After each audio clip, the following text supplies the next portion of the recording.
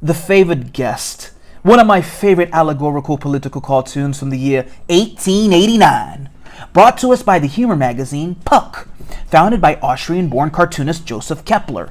The magazine took its name from the blithe spirit of Shakespeare's Midsummer Night's Dream, along with its motto, "What fools these mortals be."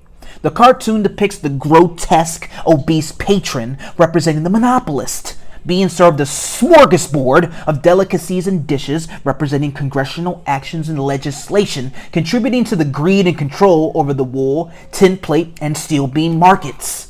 The hunched-over waiter representing the Republican Senate is devoting all its energy and attention to the needs, wants, and orders of the monopolist, whose seat is reserved, representing the VIP treatment by Congress for monopolists only.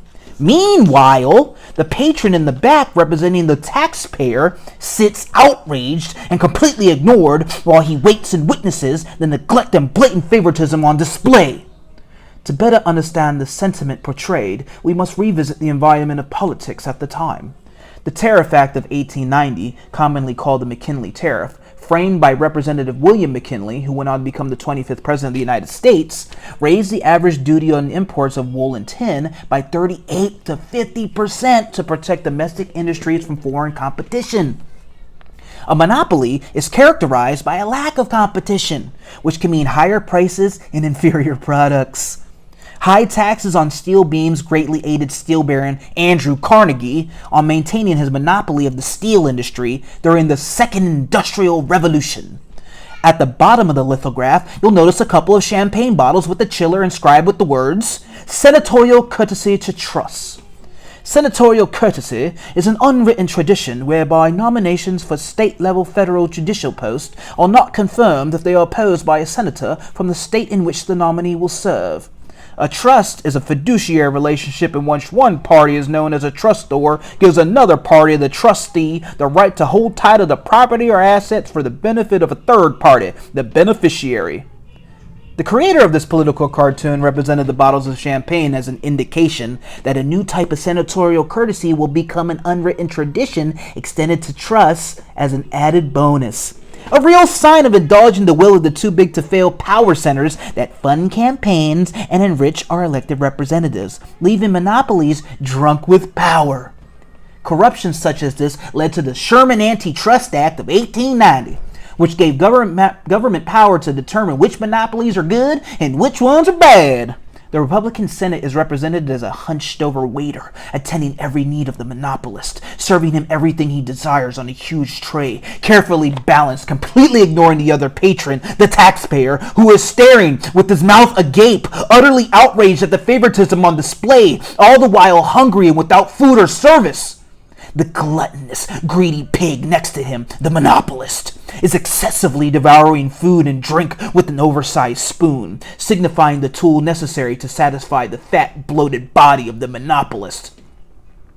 Now, as I reflect on the present plandemic, big tech oligarchs, giant corporate monopolies powered by communist Chinese slave labor, I find myself sitting as the taxpayer, angry, outraged, furious with the federal government, the servant bent over, catering to desires of big tech companies with champagne bottles of senatorial courtesy, ignoring Section 230 of the Communications Decency Act.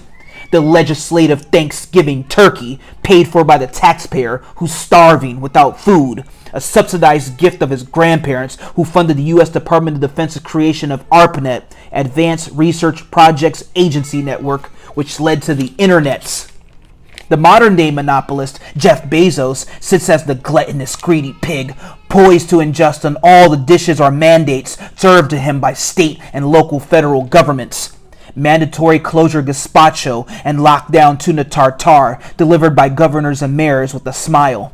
Social distance porterhouse steaks cooked to a perfect medium rare by the NIH, National Institutes of Health, accompanied by face mask requirement lobster tail smothered in lemon butter and placed perfectly to the side by the CDC, Centers for Disease Control.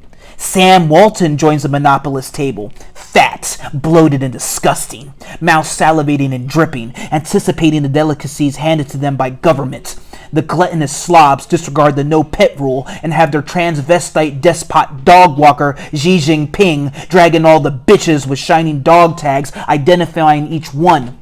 Tim Cook, Larry Page, Sergey Brin, Sundar Pichai, Jack Dorsey, and Mark Zuckerberg, a group of hungry bitches in heat, eating the scraps dropped to the floor, wagging their tails in glee. $434 billion made by these modern-day monopolists in the last 5 months, all thanks to the United States of America, LLC. Juxtaposed, the starving and ignored taxpayer, stressed and anxious, forced out of work, deciding whether to pay rent or buy groceries, watching as his lifeline of $600 expires. Disgusted that no stimulus bill is in sight, he watches as his children suffer while the rich walk their dogs in baby strollers. Desperation and anger turn to rage and fury. The taxpayer is pushed to his limit, then snaps. He pulls out his 1911 and blows holes in the smiling, smug faces of government and monopolies. Stop the coming civil war and fully reopen the economy. Period. This is Gito Benoya, the taxpayer.